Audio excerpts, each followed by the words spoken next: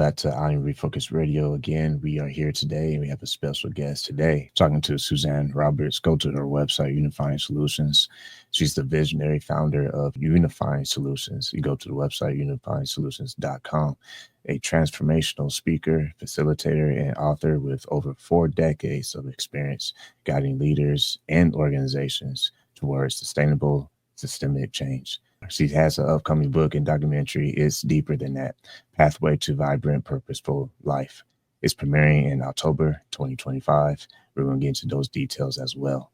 Last but not least, it's a lot more on her resume. So you need to go to her website and read all about it. But just to wrap things up before I introduce her, she's also here to share her wisdom on moving from disconnection to wholeness and what it means to actually design a more humane future. So without further ado, I want to say thank you for being on the show today. How are you doing? And I'm doing great. How are you doing? Doing awesome. When I was young, I experienced childhood trauma. And when I learned that we are given this incredible gift of life and that we are already whole and holy, we don't have to create our wholeness or our holiness. I had that deep within me since I was 20 years old. And then working with leaders and teams and organizations, I also built a passion for looking at if this energies in everyone and everything, how come our social systems don't reflect that? And how come our organizations don't reflect that?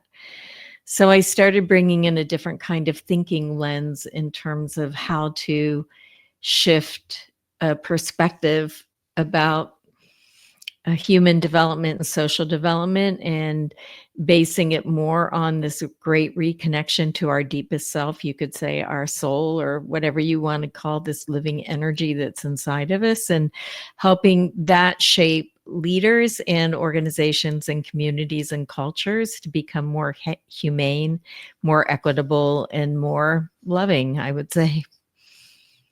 You also speak about reclaiming our inner capacity. When it comes to that, what does that actually look like in your own life on a daily basis? For me, I have a way of, whether you call it sitting in prayer or stillness, to get myself aligned with I believe that there's a source of life that gives life to all of creation, and whatever you want to call it. I know there's so many different ways people address that, but that source of life gives me and everyone the gift of life. And I like to be in communion within myself, the energy that's inside of me that lets my heart beat, that lets me breathe, is, I call it my soul current, because once that leaves the body, we call it death. And so I want to take some time every day to be in my own inner sanctuary in some type of communion, to be resourced by that power and by that energy within me. And that changes how I am within myself and with everyone I interact with. Once again, listening to Refocused Radio and watching us online, talking to Suzanne Roberts. Go to her website, unifyingsolutions.com. My next question is, when you think about the topic of self-renewing energy source within us, how can someone recognize that? And also, what are some maybe first steps in accessing it in life? I think that's great. I think, first of all, there are so many people that are out there hustling, improving, and exhausting themselves. And I say, for what and for who? And how are we socialized into that hustle culture and grind? And when I think about, I'm a science person, so I like to think, how does energy actually operate, or how does energy move? If there's a source of life for all of creation, how does that move inside each of us? And it has to move within polarities. Energies have to move from a positive pole to a negative pole. And we could say that our soul is our positive pole, and our soul is a drop of that eternal ocean of love, whatever you want to call that primary source. And then our body, or the material world, is the negative pole, and energy is meant to run through. The material world is not meant as our destination. our remembering and homecoming to our deepest self or our soul currency is, I believe, what we're designed for. And as that energy moves from pole to pole inside of us, it's a current that's running all the time. We cannot breathe without that current running inside of us. So if we can tune inward, there's an energy movement inside of us that's given to us by the source of life for all of creation. It's residing inside of us. If we can tune inward, we can be restored and renewed over and over and over again. And why not? Then I believe we have a deeper kind of listening inside. We're kinder to ourselves, kinder to each other. What hurts me hurts you. We reduce harm. It's just a whole ecosystem of a way of being by tuning in to this self-renewing energy inside that is really honestly giving you the very gift of your own life. You can't breathe without it. And I think we don't pay attention to the very thing that's giving us life. We pay attention to what we produce in the world or who we are in the world or what people think about us or whatever any of those things could be. Meanwhile, there's a pulsing energy inside of you happening all the time, calling you home to yourself over and over again. What are you listening to? The outside, the inside. When you think about trauma, that is something that can affect people in many ways. It can hinder them from making progress. It can have them have certain limitations in how they perceive the world. How can the body and energy system become pathways for healing rather than a place of pain? That's such a beautiful question. First of all, I believe trauma is digestible or we wouldn't be here.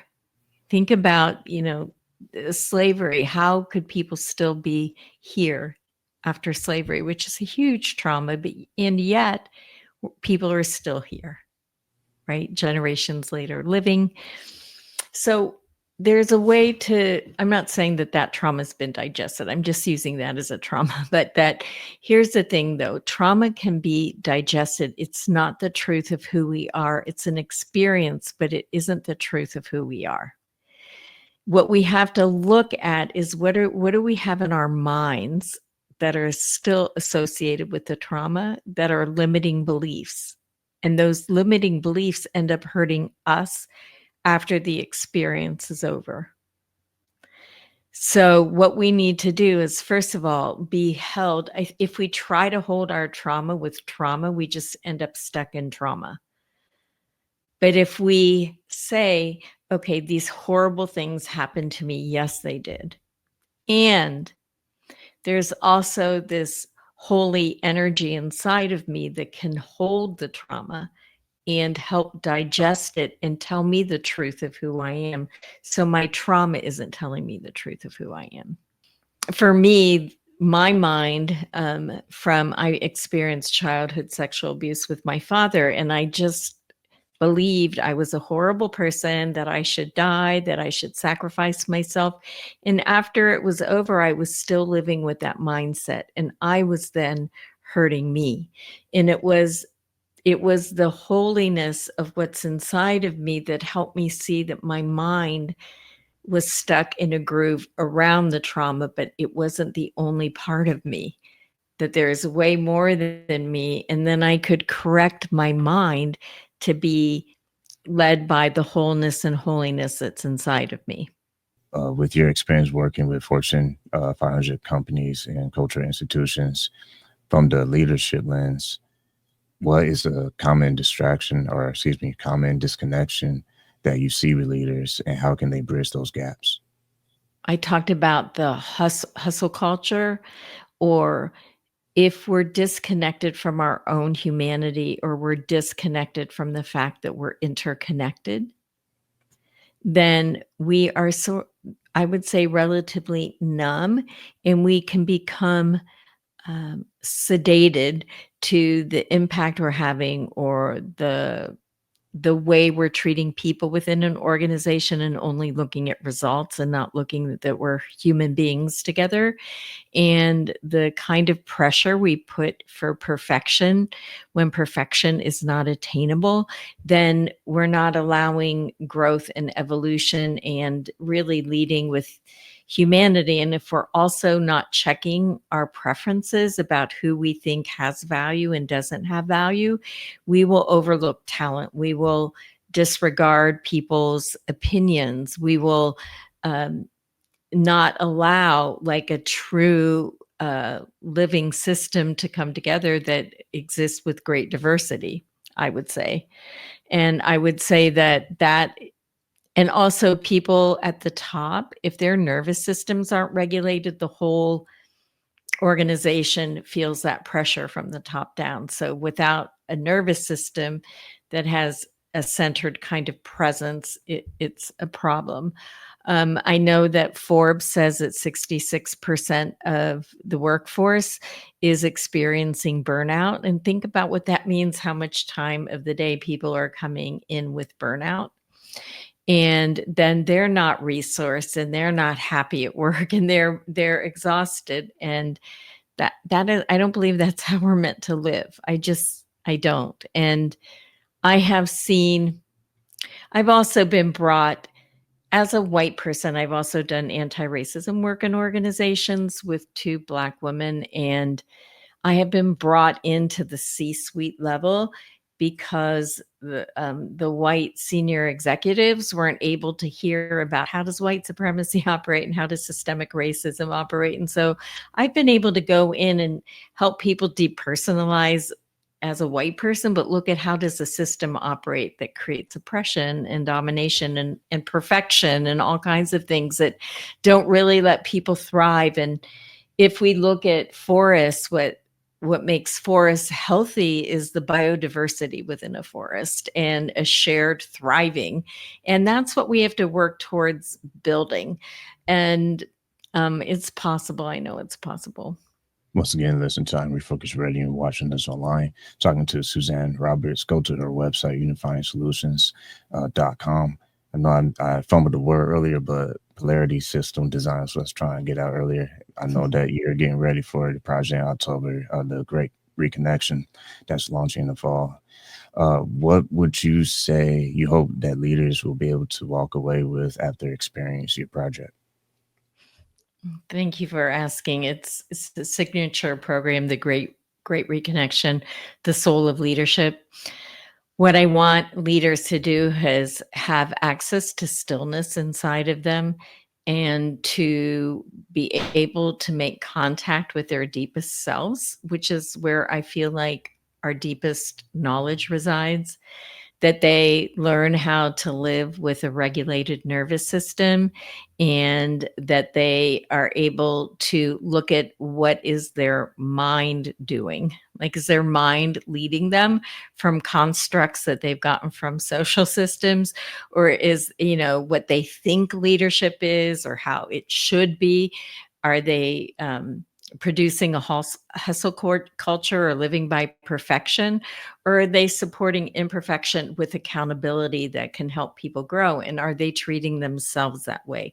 So it's a whole ecosystem of a great reconnection to our deepest self, that self-renewing energy, the regulated nervous system, the deeper listening, increasing our humanity, and being able to humanize across difference without sanitizing oppression, not pretending that it doesn't exist. And it's a whole different way of leading. And I have my first cohort coming together for this project, and I'm very excited. There's people coming from all over the country, and part of it's in person and then part of it's going to be on Zoom. So When you think about mindset and transformation, many people, they struggle with the inner voice as a harsh critic. How can we shift from that mindset into becoming our own ally instead of our own enemy? I think first of all is to appreciate that your mindset became that way for a good reason. It was trying to help you survive. So I don't think you want to go get rid of it or I'm mad at it, because it just makes it hold on stronger. It got designed for a reason, but it's not the truth. So I say, hold it in your hand, let it be there. Don't try to get rid of it. And then start telling yourself the truth. If the truth is that your soul is a drop of the eternal ocean of love, or whatever you want to call it, if that is the essence of your soul and you're already whole and holy, how would that part of you talk to your mind? And then we need 300 repetitions for it to get ingrained in our mind. So maybe make a recording about what the truth is and then listen to it 300 times until that groove gets created in our minds, because our minds are going to repeat. So we have to decide, what is it that we want our minds to repeat? Do you want it to repeat to us the truth or the lies? So that's how it shifts. When you think about principle and how that can apply to someone's North Star in life, based on your experience working with leaders, was maybe a common thread that you see in the value of having principles? I think as human beings, we are the only form that I know of that can make decisions with a moral imperative. Animals make choices, but we can consider a moral imperative. And I believe that moral imperative is already inside of us, deep inside. It's not like we have to create it, but when we can experience that current that's inside of us, it guides us with a moral imperative. And I think if we don't get guided but with a North Star of a moral imperative that's connected, not an imposed moral imperative, but a holy moral imperative about how we're meant to treat ourselves and each other, we need those kind of principles to question, what are our biases? What are our tendencies? How do we react versus respond? We actually have choice. And I think we don't use our choice enough. We are so busy, we go on autopilot and habit and just keep churning without pausing and reflecting and considering, and then choosing, what do you want to be guided by?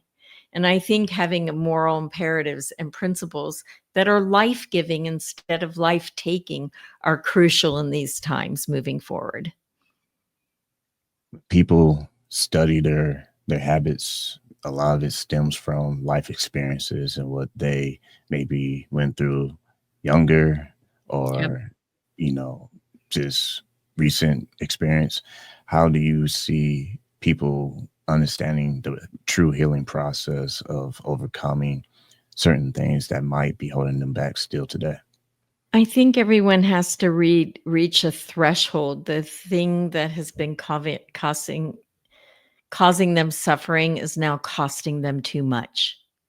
And they're longing for something else. If you don't long for something else, or don't have a taste that there's something else or something more, why change? And there has to be a cost to the ways that you might be stuck by your trauma or by your history. And I think we all have to have a taste of that something more, whether it's looking at a beautiful sunset and all of a sudden having a state of awe, or a moment in prayer, or petting your animal can be a moment of great beauty. Anything can evoke it. And if we start to have a little bit more of those moments, then those are greater than our history and the impacts of our history. And then we start longing for more of that. And all of that already resides within us. It's already been given to us. It's in there. If we have too many layers, it's like having the clouds over the sun for too long, but the sun is still there, right? So if we can get a little bit of knowledge and faith with the sun, and then we seek the sun more than our history, it begins to shift for us. I'm living proof of it. Once again, listen to Refocused Radio and watching us online, talking to our guest today, Suzanne Roberts. Go to her website, unifyingsolutions.com. When you think about your documentary that's coming up the upcoming book and documentary is deeper than that. Pathway to a vibrant, purposeful life. Everyone has potential, but living up to that potential is another situation. On your experience, what do you believe separates someone from living up to the hype versus someone who falls flat? I just think that we're all afraid in a certain kind of way, and yet we're called at the same time. And letting the calling be greater than the fear and take action even when you're scared. I think what happens is people get scared and they get immobilized. And once you're immobilized, you stop taking action. When you stop taking action, you stop seeing possibilities, and then your mind confirms, see, it didn't work, but you didn't really make the action really, or stick with it. There is something about sticking with it, even when it isn't fun or when it's hard. And it's just that there's something greater calling. Like, I don't really love like getting on a stage. That's not something I get excited about. But I've had this calling about reducing racial harm in the world. And so I joined James A. White. You can look him up. He's amazing. He has a TED Talk.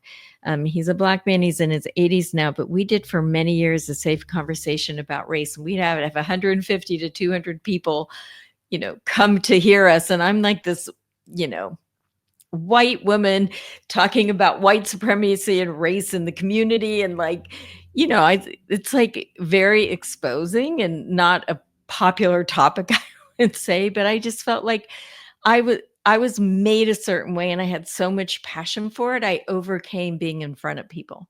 And so I guess what I would say is, if you can tune into the thing that's calling you, that's like you would regret going to your grave without doing, then just find small steps to start taking action, and don't wait till you're comfortable.